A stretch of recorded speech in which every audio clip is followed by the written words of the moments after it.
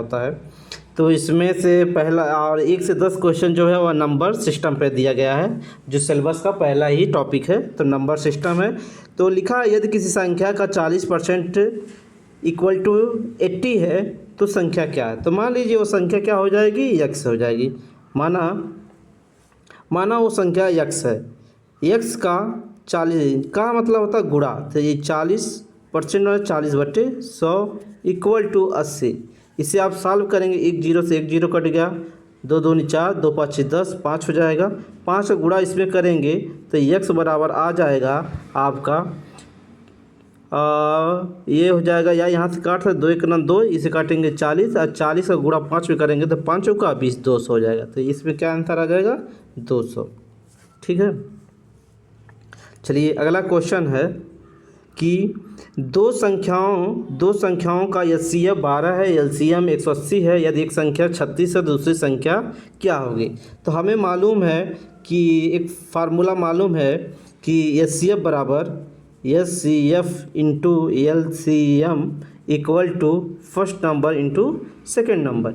तो इसमें एचसीएफ 12 दिया गया है, एलसीएम कितना दिया गया, 180 दिया गया है, और ये फर्स्ट संख्या 36 दिया तो सेकंड संख्या निकालना। तो इसे आप निकाल नहीं सकते। 12 का नंबर 12, 12 3 36, 3 का नंबर 3 और 3 का गुणा इसमें 180 में करेंगे तो 60 आ जाता है। तो सेकंड संख्या क्या हो जाएगी, 60 हो जाएगी। ठीक है। चलिए अगला है 2 का क्यूब गुणित 3 का स्क्वायर इंटू 5। तो क्या हो जाएगा, 2 का क्यूब क्या हो जाएगा, 2 का क्यूब हो जाएगा 8, 3 का क्यूब क्या हो जाएगा 9 इंटू 5। इसे आप गुणा कर लीजिए, 8 9 जा 72, 72 में 5 का गुणा कर 5 2 जा 10 और 5 7 जा 35। तो 35 में एक जोड़ देंगे 36, तो यह हो जाएगा 360। चलिए कह रहा है 0.25 का भिन्न के रूप में लिखिए। तो इसमें ये क्या है, इसमें 0.25 है, इसे भिन्न में लिखना है तो 25 अपान जहाँ पॉइंट है या दशमलव है वहाँ 1 रखिए और इसके आगे 2 अंक है तो 2 शून्य बढ़ा दे। 25 का नाम 25, 25 चौका 100, यह क्या आ जाएगा 1/4 आ जाएगा। ठीक है। चलिए अगला है, कह रहा है कि √200 625 प्लस √81। तो हमें मालूम है कि √625 का जो अंडर रूट का वैल्यू होता है वह 25 है और 81 का जो वैल्यू होता है वह 9 होता है। तो 25 और 9 जोड़ेंगे 34।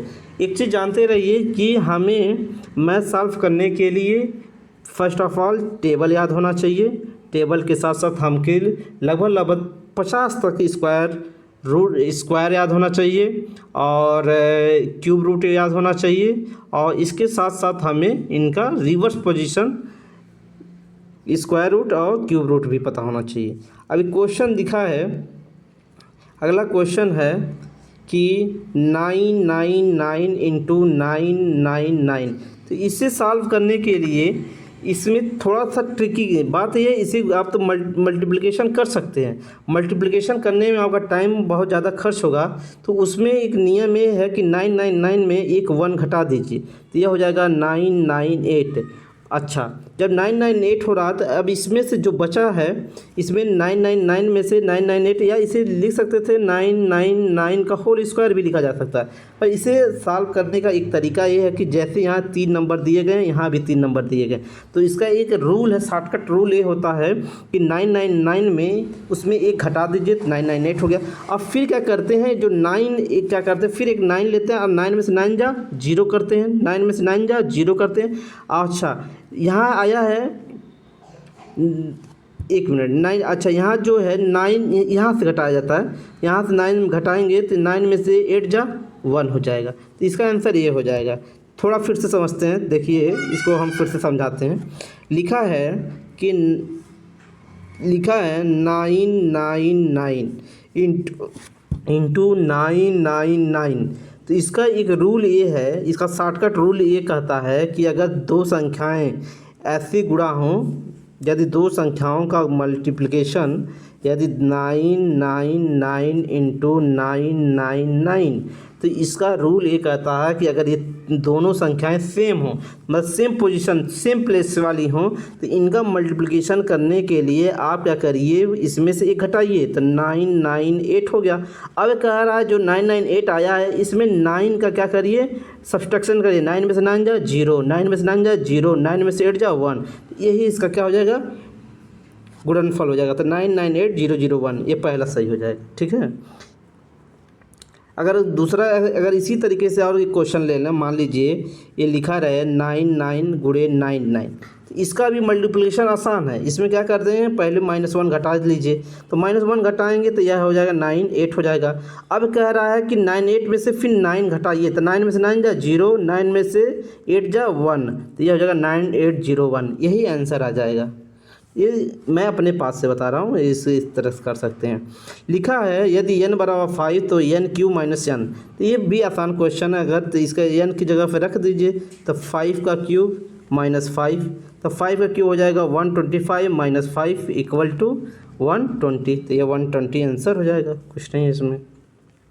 कह रहा है 1 से 20 तक की विषम संख्याओं का योग, तो 1 से 20 तक की विषम संख्याओं का योग का जो फार्मूला होता है, विषम संख्याओं के योग का फार्मूला जो होता है =n² होता है। अगर याद हो तो ये सब चीज़ें थोड़ा याद करना पड़ेगा, थोड़ा मैथ फार्मूले थोड़ा बहुत देखना पड़ता है इस सब में। तो विषम संख्याओं का योग =n² होता है। अब 1 से 20 तक के विषम संख्याएँ क्या होंगी, तो विषम संख्याएँ लिखते हैं 1 से 20 तक, 1 हो जाएगा, 3 हो जाएगा, 5 हो जाएगा, और 7 हो जाएगा, 9 हो जाएगा, 11 हो जाएगा, 13 हो जाएगा, 15 हो जाएगा, और 17 हो जाएगा, और 19 हो जाएगा। 9 तो 1 2 3 4 5 6 7 8 9 10, तो कितनी विषम संख्या आएंगे, 10 आएंगे। तो ये हम बोले हैं विषम संख्याओं का जो योग होता है वह n² होता है। तो ये मतलब विषम संख्या कितनी आई थी, 10, 10 का स्क्वायर कर दीजिए तो 100 हो जाएगा, यही आंसर हो जाएगा। ए हो जाएगा, आंसर क्या हो जाएगा, ए संग हो जाएगा। चलिए अगला देखते हैं। लिखा है कि 2/3 इंटू, नहीं गलत लिखा है, लिखा है 2/3 ÷ 4/5, तो इसको हल करना है। तो इसमें कुछ है नहीं, इसको आसानी से हल कर सकते हैं। तो यहाँ लिखिए 2/3 इंटू, जब से हम मल्टीप्लिकेशन करते हैं तो ये चीज़ें नीचे हर जो होता है वो ऊपर चला जाता है, अंश नीचे चला जाता है, ये हो जाएगा। तो 2 × 2 2 दूनी 4, इसका गुणा कर देंगे तो 5/3 दूनी 6, 5/6 हो जाएगा। तो इसमें कौन सी संख्या होगी, ए हो जाएगी। ठीक है। अच्छा, लिखा है 7 का स्क्वायर धन 8 का, तो 7 का स्क्वायर जो होता है वो 49 होता है, 8 का स्क्वायर 64 होता है। जोड़ लीजिए, 9 4 13 3 से लगाइए, तो जहाँ 3 एक ही संख्या है, जहाँ पे इकाई के अंक पे 3 है, तो ये पहला ही आंसर हो जाएगा। लिखा है अब 11 से 20 तक जो दिया गया क्वेश्चन है वह प्रतिशत लाभ हानि पे है। कह रहा है कि एक वस्तु 500 रुपये में खरीदी गई और 600 रुपये में बेची गई, तो लाभ क्या होगा। तो देखिए लाभ का फार्मूला ये होता है P%, लाभ को प्रॉफिट कहते हैं इंग्लिश में, तो P% इक्वल होता है profit upon cost price into 100। तो क्या करिए, कास्ट की, अगर कोई वस्तु आप 500 रुपये में खरीद रहे हैं और 600 रुपये में बेच रहे हैं, जैसे एक दुकानदार होता है, जाता है कहीं से सामान लेकर आता है, 500 रुपये में गोरखपुर से लाया और गांव में 600 रुपये में बेच दिया, तो लाभ कितना उसने पाया, 100 रुपये पाया। तो 100 रुपये लाभ हुआ कितने पे, 500 रुपये पे, गुणे क्या है 100% कर दीजिए। इसे आप काटेंगे, देखिए यहाँ थोड़ा चल नहीं रहा है, अब फिर से देख लीजिए, हम हल कर दे रहे हैं। P% बराबर 100/500 गुणे 100%, तो ये हो जाएगा 1 0 से 1 0 1 0 कट जाएगा। अब 5 का भाग 100 में देंगे तो क्या आ जाएगा, 20% आ जाएगा। ठीक है, ये आसान क्वेश्चन है। 20% के छूट के बाद वस्तु 400 रुपये में मिलती है, मूल्य क्या था।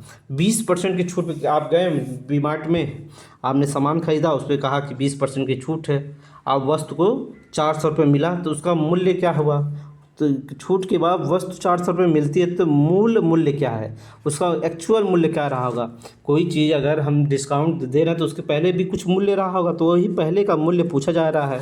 तो पहले का मूल्य निकालने के लिए हम क्या करेंगे कि अगर डिस्काउंट क्या दिया है, देखिए पहले डिस्काउंट डी दिया है 20%, अगर 20% दिया गया है तो इसका मतलब ये है कि पहले अगर बस 100% की रही होगी, उसने उसको घटा के कितना कर दिया 80%, क्योंकि 20% उसने डिस्काउंट ही दे दिया।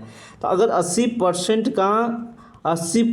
जो है किसके बराबर आ रहा है, 80% जो है किसके बराबर है, 80% 400 के बराबर है। ठीक, तो 1% किसके बराबर हो जाएगा, इसका हो जाएगा 400/80। 1 मिनट ऐसे देखिए, तो ये हो जाएगा 400/80 गुणे, ये एक का बात था। अगर हम 100 का बात करेंगे तो 100 का कितना हो जाएगा, तो 100 का गुणा कर दीजिए। तो ये काट दीजिए, 1 जीरो से 1 जीरो कट जाएगा, 8 का नाम 8, 8 5 40, 5 5 का गुणा 100 में करेंगे तो वो वस्तु कितने की थी, 500 रुपये की थी। ये 20 ही हो जाएगा। ठीक है,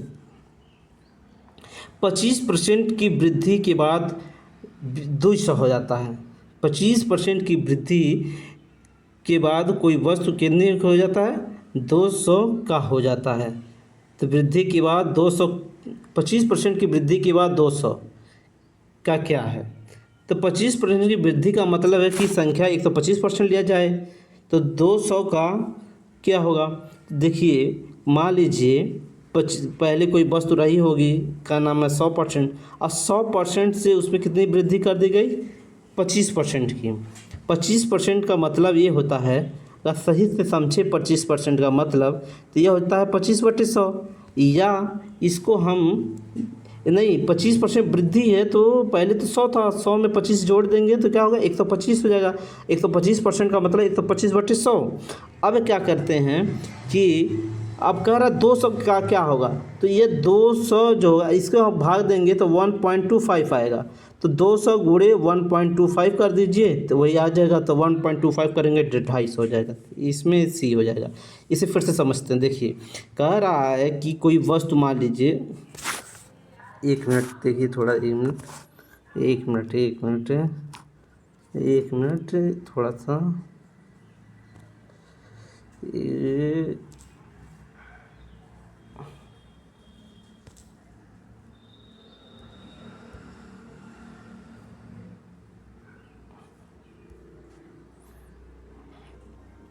ये रुक जाइए।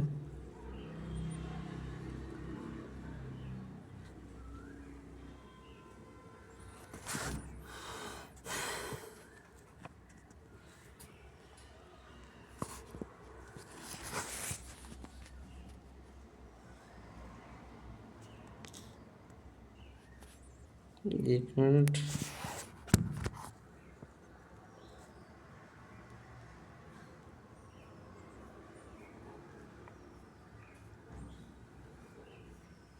चलिए शुरू करते हैं। कह रहा है कि 25% की वृद्धि, तो कोई वस्तु अगर 100% है, ठीक, तो देखिए इसमें ये होता है कि किसी भी चीज़ को जब माना जाता है उसे 100% ही माना जाता है। उसी में कितना परसेंट बढ़ोतरी होगी, कितनी परसेंट घटोतरी होगी, ये क्वेश्चन के अनुसार हम डिसाइड करते हैं। तो क्वेश्चन अगर हम पहले क्या करेंगे, मानेंगे कोई वस्तु, किसी चीज़ को क्या करेंगे, पहले 100% मान लेंगे। अब मानने के बाद आप क्वेश्चन पे ध्यान देंगे कि क्वेश्चन में कहना क्या चाहता है। क्वेश्चन में कहना क्या चाहता है, क्वेश्चन का नाम है, वो बढ़ोतरी कर रहा है कि घटोतरी कर रहा है। तो कह रहा है कि 25% की वृद्धि जब होगी तो 25, तो ये 100% हम माने, तो कह रहा 25% वृद्धि हो गया, तो इसका मतलब 125% हो जाएगा। वृद्धि का मतलब यही है ना, 25% का वृद्धि हुआ, और 125% का मतलब होता है 125/100 होता है। अब इसे हम क्या करेंगे, भाग देंगे तो 1.25 आया। कह रहा है कि जो वृद्धि हो गया 1.25 का, तो कह रहा है 200 का क्या, तो इसमें कुछ नहीं करना है आपको, फिर क्या करना है, 200 का गुणा कर देना। तो 200 गुणे 1.25 गुणा करेंगे, आपका 250 आ जाएगा। ये इसका आंसर हो जाएगा, सी आंसर हो जाएगा। कर अब इससे क्वेश्चन वही है, कर 10% की हानि पर SP 180 है तो CP क्या हो जाएगी। अच्छा, 10% का हानि, हम बोले हैं कि किसी भी चीज़ को क्या करेंगे, हम पहले 100% मानेंगे। तो 100% मानेंगे तो मान लीजिए पहले कोई चीज़ रही होगी 100%, अब उसमें कह रहा है कि 10% की हानि पर SP 180 होती है, तो 10% की क्या हो रही है, उसमें हानि हो रही है। तो 10% का हानि का मतलब क्या हो गया, वो 90% हुआ। अच्छा 90% किसके बराबर है, 180 के बराबर है। किसके बराबर है, 180 के बराबर है। तो 1% किसके बराबर आ जाएगा, तो 180/90 आ जाएगा। ठीक है, अब इस जीरो जीरो काटेगा, 9 का 9 9 दूनी 18, तो ये कितना आ जाएगा, 2 आ जाएगा। 1% अगर 2 के बराबर है तो 100% किसके बराबर आएगा, तो 100% जो होगा वह 200 के बराबर आ जाएगा। किसके बराबर आ जाएगा, 200 के बराबर आ जाएगा। आसान क्वेश्चन है। कह रहा है, देखिए कभी भी किसी भी चीज़ को अगर आपको ना समझ में आए तो इतना तो जान ही सकते हैं, कि इतना तो समझ ही सकते हैं आप लोग, इतना आपको समझ आ सकता है कि अगर कोई चीज़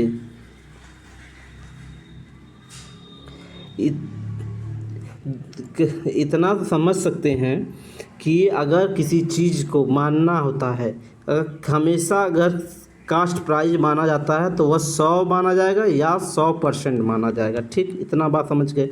फिर क्या करते हैं कि अगर 100% माना जा रहा है तो उसी 100% को जब सेल किया जा रहा है कि कितने अधिक अधिक में जब सेल किया जाएगा तो लाभ होगा, कम में सेल किया जाएगा तो नुकसान होगा।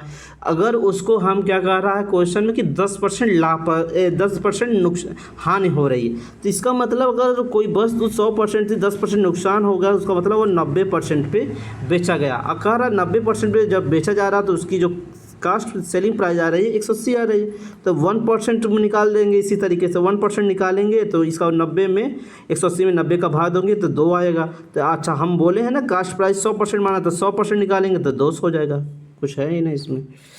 अगला देखिए, दो वस्तुओं का कुल मूल्य कास्ट प्राइस 400 है, तो कुल SP = 460, लाभ प्रतिशत बताइए।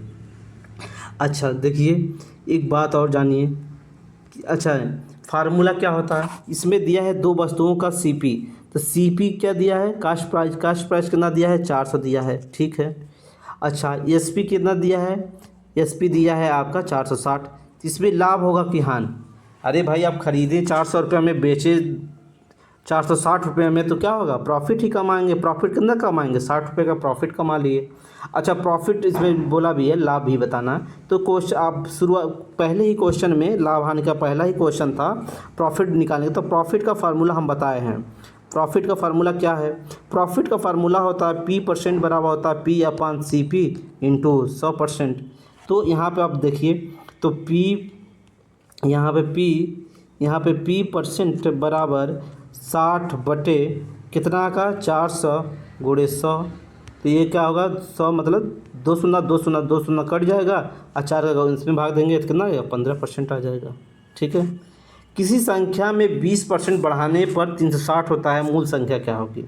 चलिए किसी संख्या, तो बोले हैं किसी संख्या में 20% बढ़ाने पे, अगर कोई संख्या को हम बोले पहले ही कि 100% माना जाता है, अब इसमें कितना कह रहा है, 20% बढ़ाया जा रहा था, 120% हुआ। अब कह रहा है 120% बढ़ाने पर 360 हो जा रही है। मतलब कहने का ये है कि 120% जो है, 120% किसके बराबर, 360 के बराबर है। तो 1% किसके बराबर होगा, इसका भाग देंगे 120 में 360 में 120 का, तो क्या 1 0 से 1 0 कटेगा, 12 6 3 आएगा। तो यहाँ पे 100% मानेंगे तो 100% में 3 का गुणा 100 में कर दीजिएगा तो 300 हो जाएगा। ये सी आंसर सही हो जाएगा। अगर नहीं समझ में, देखिए एक बार और बता दे रहे हैं बात। इसमें पेन नहीं है ना मेरे पास, तो एक एक चीज़ लगा के दिखाता। चलिए समझ सकते हैं। कह रहा है कि यदि CP जो है SP के बराबर हो गया, मतलब हम बोल तो लाभ प्रतिशत क्या है। देखिए एक बात जानिए, आपने किसी वस्तु को 100% पे ख़रीदा और 100% पे बेच दिया, तो लाभ क्या होगा, लाभ 0% होगा। यही आंसर है। ठीक है, कह रहा है 15% का 240 क्या है, 15% का 240, 15% का 240 या का लिखा है या ऑफ मतलब का ही होता है, ठीक है। तो 15%, तो 15/100 कर दीजिए, का गुणे 240 कर दीजिए। ऐसे देखिए एक बार फिर से अच्छे से कर देना है। देखिए 15/100 गुणे 240। अब इसे सॉल्व करिए। सॉल्व करने का पहला तरीका, एक जीरो से एक जीरो काट दीजिए, दो का से काटेंगे तो 2 5 10 और ये काटेंगे तो 12 आ जाएगा। 5 से काटेंगे 5 से 15 तो 12 36 हो जाएगा। ये डी सही हो जाएगा। अच्छा अगला क्वेश्चन लिखा है, अगला क्वेश्चन क्या लिखा है कि 12.5% किसके बराबर है। तो 12.5%, 12.5%, तो इसमें कुछ है नहीं, 12.5 अपान 0 कर दीजिए। अब इसे सॉल्व कर दीजिए। सॉल्व करेंगे तो चाहेंगे तो अगर इस दशमलव को हटाना तो यहाँ भी 1 0 बढ़ा दीजिए। 125 का भाग 1000 में करेंगे, ये 8 मरतबे चला जाएगा तो ये 1/8 हो जाएगा। और क्या, ये हो जाएगा बी 1/8, ठीक है। 30% का 50% क्या होगा। 30% का, एक मिनट,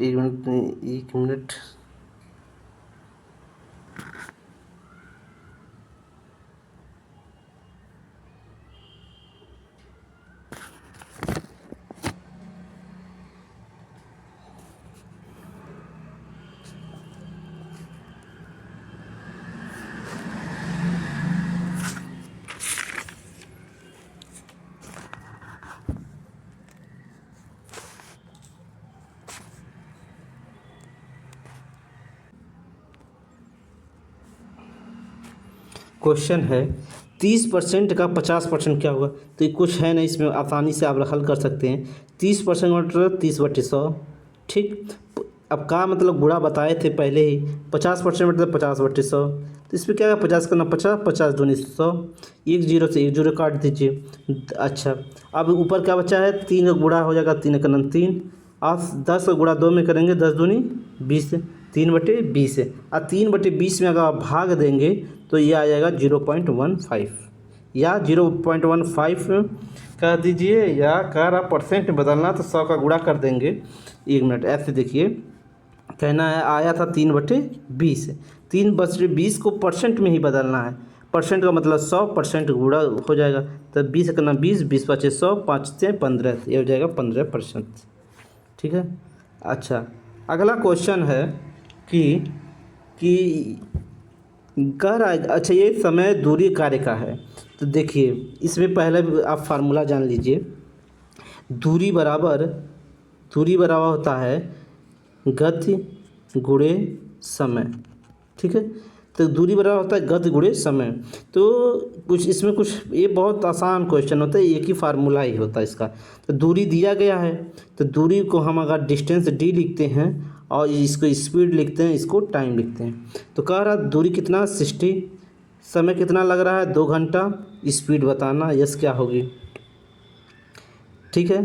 तो दूरी क्या है, तो 2 का 2, ये 30 हो जाएगा, तो ये आ जाएगा 30। तो ये दूरी गति, अच्छा सॉरी, इसमें दिया गया है, क्वेश्चन में दिया गया गति, तो गति दिया गया है, तो गति दिया गया है तो डिस्टेंस निकालना डी, तो गति क्या है 60 है, समय क्या है 2 है, तो 120 हो जाएगा। और क्या, आप फार्मूले पे ध्यान दीजिए। फार्मूला ये है डी बराबर यस इंटू टी, जो दिया होगा उसको रखिए, जो नहीं दिया उसे निकाल लीजिए, बस इसमें कुछ नहीं है।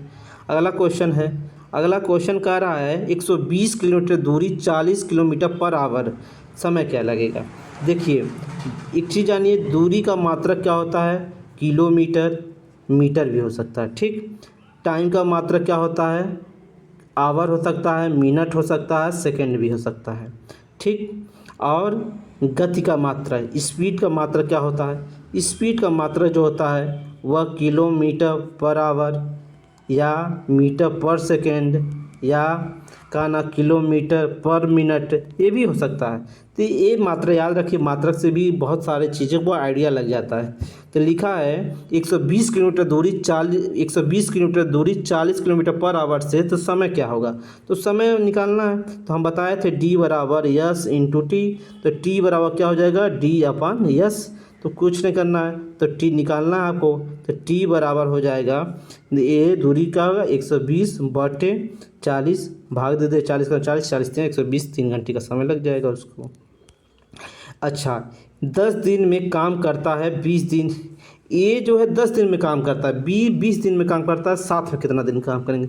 ये सब भी आसान क्वेश्चन, कुछ नहीं है। देखिए, मान लीजिए कोई मजदूर ए है, कोई मजदूर बी है।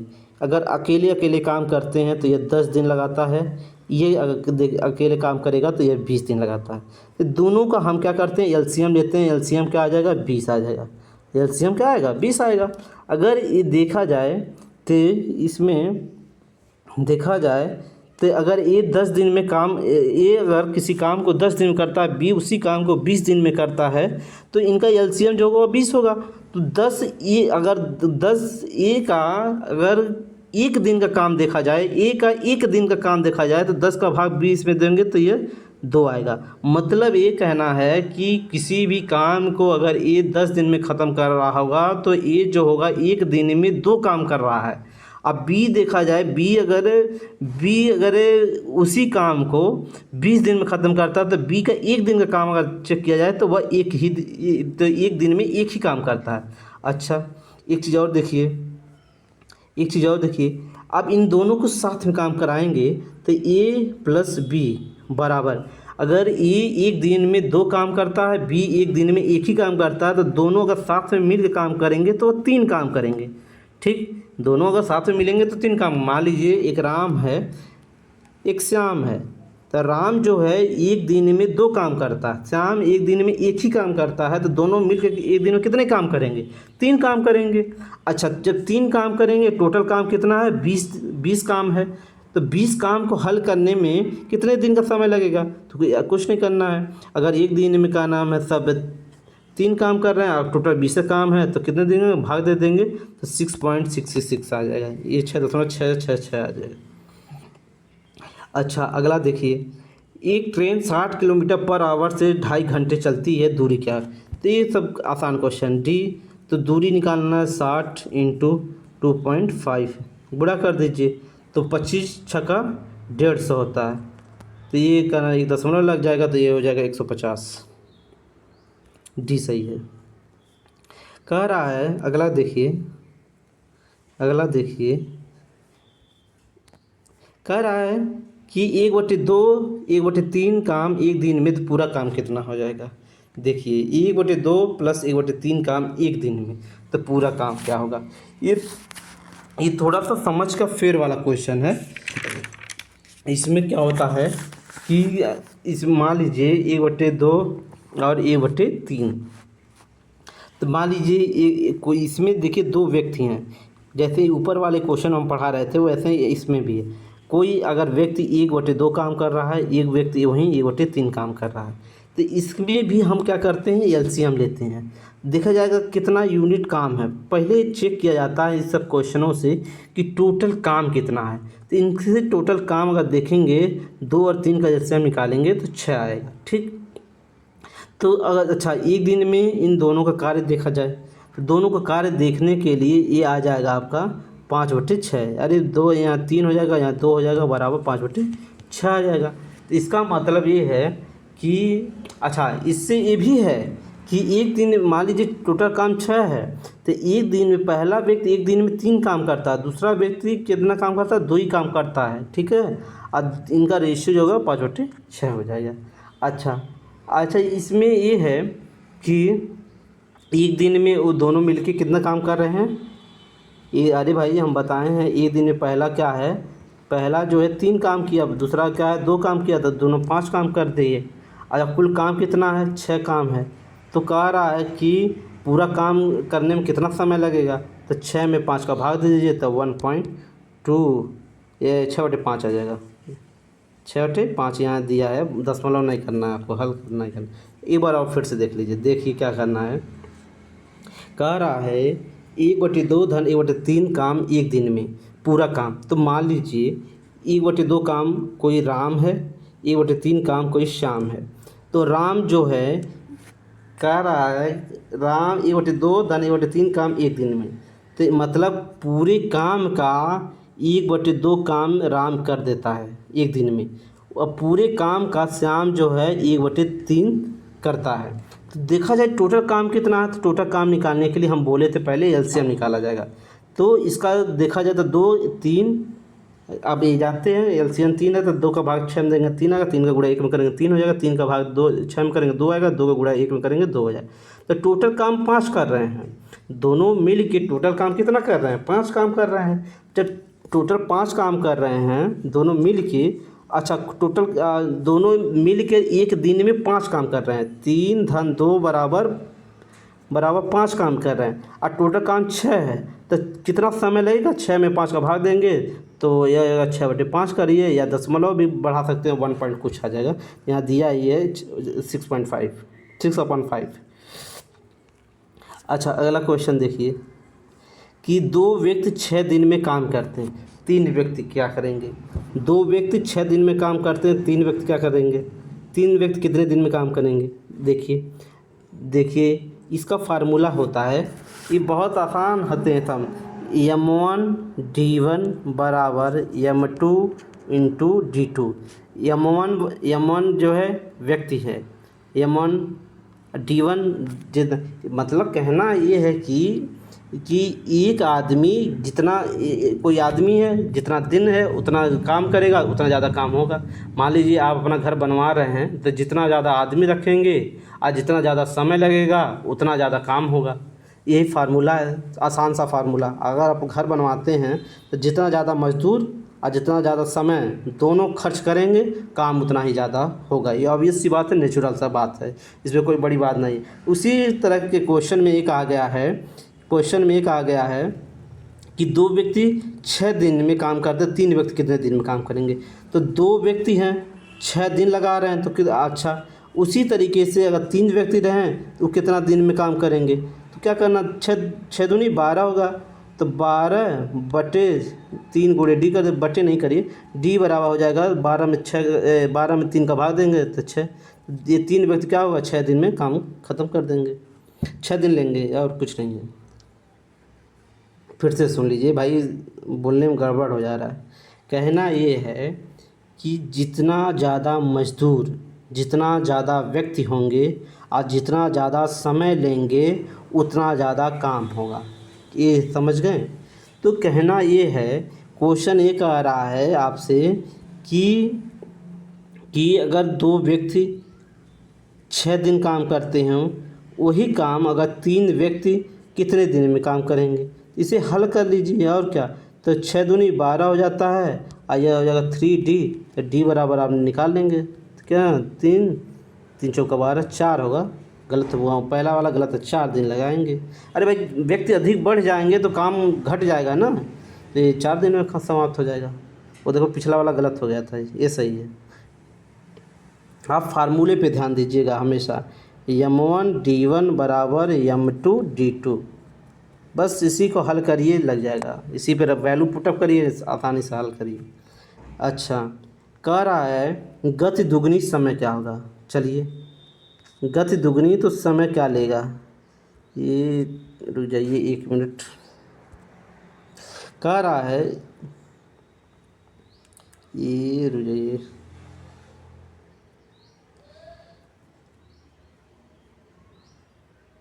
हाँ 1 मिनट, हाँ कह रहा है गति दुगनी समय क्या। अगर हम यहाँ पे एक चीज़ मान कर चलना पड़ेगा कि डिस्टेंस जो होगा वो एक निश्चित डिस्टेंस है, इधर ज़्यादा इधर उधर डिस्टेंस अलग अलग रहेगा तो इसका कोई मतलब नहीं निकलेगा। यहाँ पे ऑब्वियस सी बात है कि जो डिस्टेंस है वो फिक्स्ड है। जब डिस्टेंस फिक्स्ड है तो कह रहा है अगर गति दुगनी हो जाएगी तो समय कितना लगेगा। देखिए एक बात बताएँ, इस एक चीज़ हमेशा जानिए कि जो गति होती है और जो समय होता है वह एक दूसरे के का नाम है इन्वर्सली प्रोपोर्शनल होते हैं। क्या होते हैं, इन्वर्सली प्रोपोर्शनल होते हैं। स्पीड जो होती है हमेशा जो होती है टाइम के इन्वर्सली प्रोपोर्शनल होती है। कहना क्या चाहता है कि अगर आप गति बढ़ाएंगे तो अगर गति बढ़ाएंगे तो टाइम कम लगेगा, ठीक। अगर गति कम करेंगे, अगर ये ज़्यादा हुआ, अगर स्पीड ज़्यादा हुआ टाइम कम हो जाएगा। मतलब कहना है कि एक दूसरे के जस्ट अपोजिट, जिसको बढ़ाएंगे अगला कम हो जाएगा।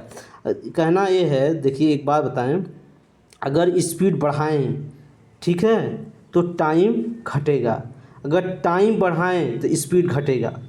कहना ये है, मान लीजिए आपको कहना गोरखपुर जाना है, तो गोरखपुर जाने के लिए अगर जितना ज़्यादा समय लेंगे, इसका मतलब आपकी स्पीड कम थी। अगर समय कम ले रहे हैं तो इसका मतलब स्पीड ज़्यादा है। मान लीजिए कोई चीज़ है, नेचुरल वे में जाने के लिए, महाराजगंज से गोरखपुर जाने के लिए आधे घंटे का समय लगता है, तो किसी व्यक्ति ने अपना टाइम कह रहा है कि नहीं मैंने तो 15 मिनट में पहुंच गया था। 15 मिनट पहुंचने का सेंस ये बताता है कि उसने स्पीड तेज़ की थी, ठीक है। तो जो चीज़ ज़्यादा होगी समझिए अगला का कम होगा। अगर स्पीड ज़्यादा करेंगे तो टाइम कम लगेगा, अगर स्पीड कम करेंगे टाइम ज़्यादा लगेगा। मान लीजिए वही कहे कि नहीं हम आधे घंटे की जगह 1 घंटे में गए, इसका मतलब वो हुआ कि स्पीड उसने कम लगाया, टाइम ज़्यादा खर्च कर रहा है, इसका मतलब स्पीड उसकी बहुत कम थी। कहना ये है कि अगर ये बढ़ेगा तो ये घटेगा, एक बढ़ेगा तो ये घटेगा, बस और कुछ नहीं है। अगला देखिए, दूरी 180 किलोमीटर, समय 3 घंटे, तो गति क्या है? दूरी क्या है? 180, सब फार्मूला याद होना चाहिए और कुछ नहीं है। स्पीड इंटू टाइम, टाइम दिया है, टाइम कितना दिया गया है? 3 घंटे, तो निकाल लीजिए, इसका भाग दे देंगे तो स्पीड निकल जाएगा, तो भाग देंगे 3 से 60 आ जाएगा। ये भी सही हो जाएगा, ये कुछ नहीं था इसमें। आप फार्मूला पे ध्यान देंगे, फार्मूले पुटअप करेंगे, आंसर आ जाएगा। अगला लिखा है कि ए 5 दिन में, बी 10 दिन में साथ हो कितने काम करेंगे? कुछ नहीं है इसमें, देखिए ये 1 मिनट, हाँ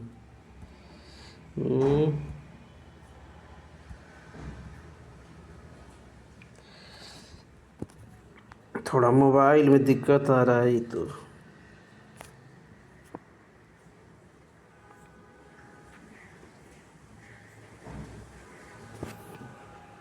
ये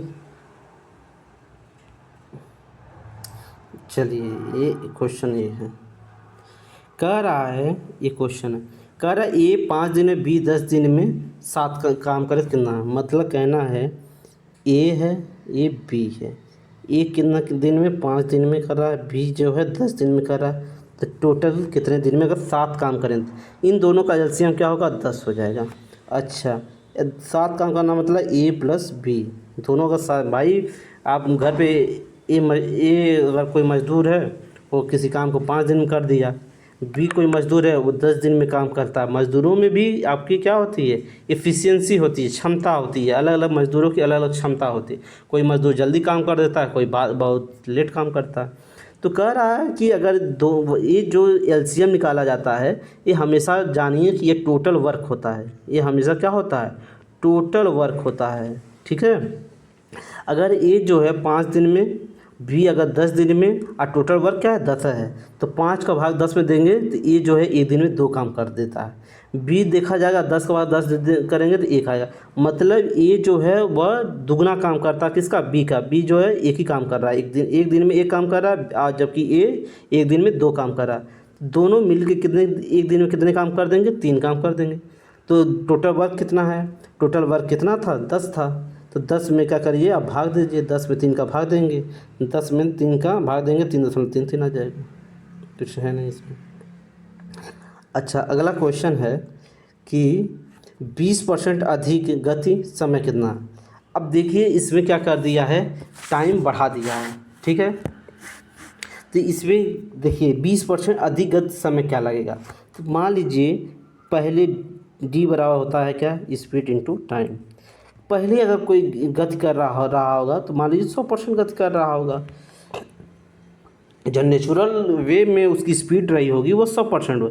अब 100% से उसने क्या कर दिया, मान लीजिए S1 S2 मान लीजिए, तो कह रहा है कि वो 20% बढ़ा दे रहा था, मतलब 120% कर दिया, ठीक है। तो समय की, जब आप बोले थे पहले ही क्वेश्चन में बताए हैं कि स्पीड जो होता है वह इन्वर्सली प्रोपोर्शनल होता है टाइम के। तो कहना ये चाहता हूँ कि अगर स्पीड बढ़ा रहा होगा तो टाइम में क्या होगी, कमी होगी। तो टाइम में कमी होगी तो टाइम में कितनी कमी होगी, देखिए 120% को आप क्या करिए, भिन्न में बदल दीजिए। तो जब भिन्न में बदलेंगे 120% के, तो यह आ जाएगा, कर लेते हैं भाई, क्या इसमें 1 0 0 कट जाएगा, 2 6 के 12, 2 5 10, 6/5 आ जाएगा। तो अगर 6/5 आ रहा है, इसका मतलब ये हुआ कि हमें क्या करना है, इन्वर्सली कर देना है। तो इन्वर्सली करने के लिए समय में कमी होगा, टाइम में, तो वह टाइम मान लीजिए 1 रहा होगा। अब भाई जब इस 20% की बढ़ोतरी होगी तो टाइम में क्या होगी, घटोतरी होगी। तो ये क्या करेंगे, 5/6 कर देंगे। तो ये हो जाएगा, 6 का 1/5। तो मतलब स्पीड में 1/5% की, 1/5 की कमी हो जाएगी। स्पीड में कितने की कमी हो जाएगी, 1/5 की कमी हो जाएगी। और 1/5 का मतलब क्या होता है, 20% कम हो जाएगा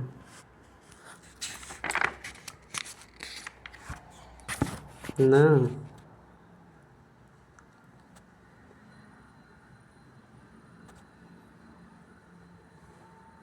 यार मुझे 1 मिनट देखते हैं।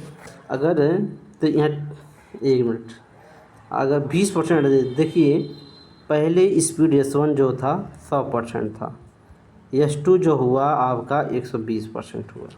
120% मतलब 6/5 हुआ। ठीक है, इतना समझ गए। फिर कह रहे हैं हम कह रहे हैं कि जो टाइम होता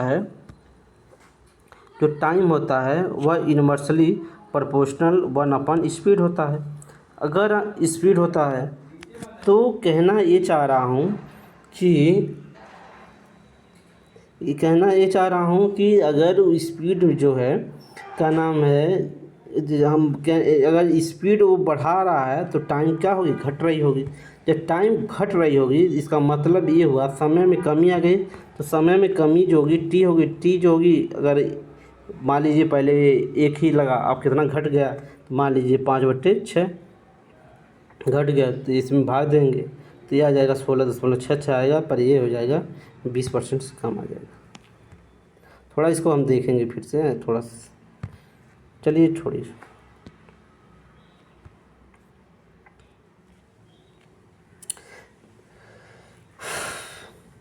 4140 जो है बीजगणित ही है, तो बीजगणित में तो कुछ है नहीं इसमें। कह रहा है x-5 बराबर 15 माइनस x-5 बराबर 15, तो x बराबर 10 आ जाएगा, पहले सही हो जाएगा। फिर एक बार और देख रहे भाई, जिसको नहीं आता वो कहेगा क्या पढ़ा रहा है। x-5 बराबर 15, तो x बराबर हो जाएगा 15 में 5 जाए 10 हो जाएगा। इधर जब जाता है कोई चीज़ माइनस हो जाता है, प्लस तो माइनस हो जाएगा, माइनस आता है प्लस हो जाता है। तो ये हो जाएगा 10 आंसर। अगला है 2x बराबर 20, तो x बराबर क्या हो जाएगा। तो ये सब आसान क्वेश्चन है। 2x बराबर 20, तो x बराबर हो जाएगा 20/2।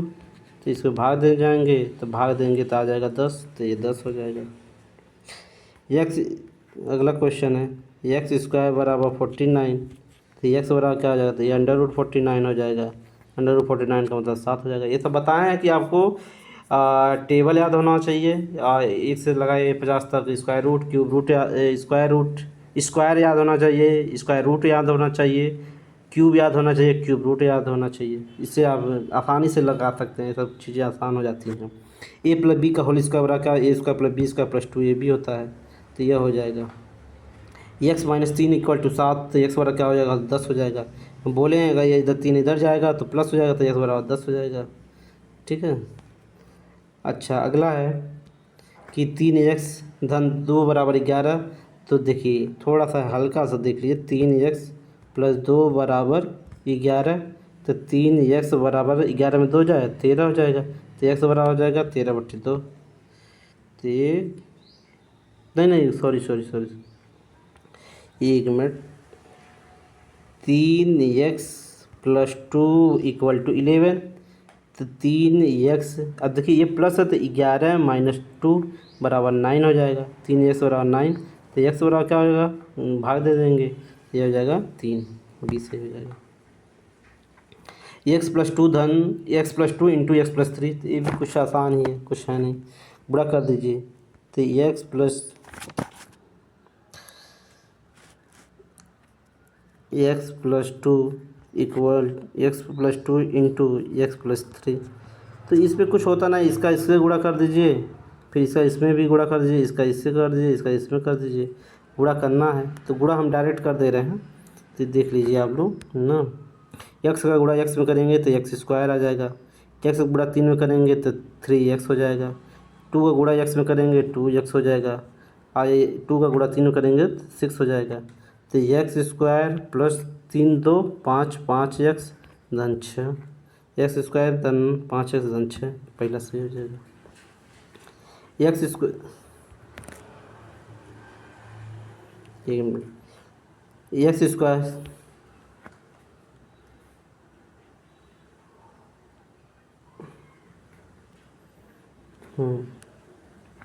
लिखा है x square minus 16, x square minus 16 का फार्म वैल्यू क्या है? ये फार्मूला होता है ए स्क्वायर माइनस बी स्क्वायर।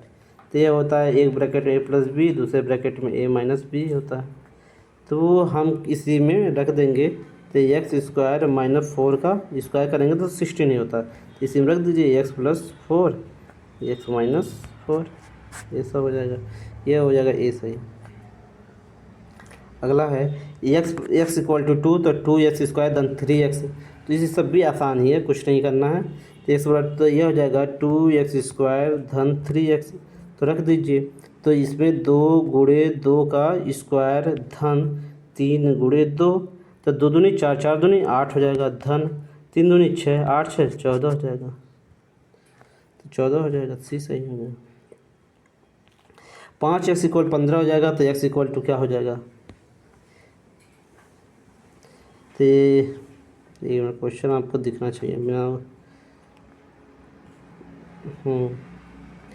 देखिए 5x बराबर 25, तो x बराबर क्या हो जाएगा? 25 से 5 भाग देंगे 5 हो जाएगा, 20 सही हो जाएगा। अब 41 से 50 तक ज्यामिति है, ये थोड़ा सा हल्का सा ठीक है, ये तब तक तो सब कुछ आसान ही था। समकोण किसे कहते हैं? समकोण माने समकोण इसे कहते हैं जिसमें 90 डिग्री का कोण होता है, इसे क्या कहते हैं? समकोण कहते हैं। तो इसमें 90 होगा। वृत्त की परिधि क्या होती है? तो वृत्त की परिधि क्या होती है? पहली बात ये देखिए, तो ये ऐसे कोई वृत्त है, तो ये मान लीजिए ये ऐसे चाप कटा, तो ये इसकी ये जो मोटा कर रहा हूँ, ये इसकी क्या है? परिधि होती है, ठीक है। तो यह हो जाता है 2πr, ये भी सही है। आयत का परिमाप क्या होता है? ये सब फार्मूले याद होना चाहिए। तो ये होता है ए, आयत का परिमाप नहीं, आयत का परिमाप जो होता है ए सही है, आयत का परिमाप ए सही है। परिमाप का मतलब होता है, ऐसे मान लीजिए आयत है, इसको चारों जोड़ लीजिए, ठीक है। मान लीजिए जैसे एल बोल दीजिए, ये भी एल होगा, ये बी होता है, बी होता है, इसी से फार्मूला जनरेट हो गया। मान लीजिए 2 बार एल आ रहा है, 2 लिख दीजिए, एल प्लस बी कर दीजिए। सबको 2 बार आ रहा था, 2l प्लस 2b। तो ये मतलब कोई सी भी चीज़ का अगर परिमाप आपको निकालना है, चाहे कोई भी चीज़ हो, ठीक है, तो इसको अलग अलग खंड में आप जोड़ते चले जाइए, वो उसका क्या हो जाएगा? परिमाप निकल जाता है। जबकि क्षेत्रफल में ऐसा नहीं हो पाता, क्षेत्रफल थोड़ा सा डिफरेंट होता है। त्रिभुज का क्षेत्रफल निकालना है, तो त्रिभुज का क्षेत्रफल निकालने के लिए फार्मूला तो 1/2 आधार इंटू ऊँचाई होता है। तो यह ऊंचाई हो गया, यह आपका आधार होता है। आधार को बेस कहते हैं, इसे हाइट कहते हैं, इसे हाइपोटेन्यूस कहते हैं, ठीक है। इसे बस और कुछ नहीं है। वर्ग का परिमाप क्या होता है? तो वर्ग क्या होता है? जिसकी लंबाई चौड़ाई बराबर होती हैं। अगर यह ए है तो ये भी ए है, ये भी है, ये है, तो इस चारों को जोड़ लीजिए, बोले थे पहले, तो ये हो जाएगा 4a, यह 4a हो जाएगा। घन का आयतन क्या होता है? देखिए घन का आयतन जो होता है, घन का आयतन आपको याद होना चाहिए, ये होता है ई क्यूब होता है, तो ये पहला सही हो जाएगा। सिलेंडर का आयतन क्या होता है? सिलेंडर का आयतन होता है πr² होता है, πr² होता है, ठीक है। इस सिलेंडर का आयतन वॉल्यूम कहते हैं, इसी का कहा जाएगा πr²। यहाँ r जो होता है त्रिज्या है, h जो हाइट है। 180 डिग्री किसके बराबर होती है? तो 180 डिग्री एक सरल रेखा होती है, एक स्ट्रेट लाइन होती है। क्या होती है? एक स्ट्रेट लाइन होती है, तो सीधी रेखा हो जाएगी। ये पूर्ण वृत्त नहीं, पूर्ण वृत्त का मतलब ये हो गया कि ये पूरी तरह का वृत्त। इसमें कितना डिग्री बनेगा? ये 360 डिग्री का बनता है। अच्छा, 360 डिग्री किसके बराबर है, तो पूरा वृत्त हो जाएगा, ये भी आसान है। अच्छा, अगला क्वेश्चन है त्रिज्या। त्रिज्या क्या है, तो त्रिज्या जो होती है, त्रिज्या r बराबर होता है d/2, मतलब डायमीटर का आधा जो होती है वो त्रिज्या होती है। मान लीजिए कोई वृत्त है, ये पूरा जो होता है, जो बीचों बीच जो सेंटर से होकर जाता है, वो क्या होती है, डायमीटर, तो डायमीटर का आधा कर देंगे तो क्या हो जाती है, वो त्रिज्या निकल जाती है। त्रिज्या यही r होता है। आर आर अगर मिल गया तो डायमीटर हो जाएगा, मतलब डायमीटर d बराबर हो जाएगा 2r। तो क्या हो जाएगा इसका, ये सही हो जाएगा, व्यास का आधा होता है। ठीक है, चलिए ठीक है दोस्तों, और आगे हम देख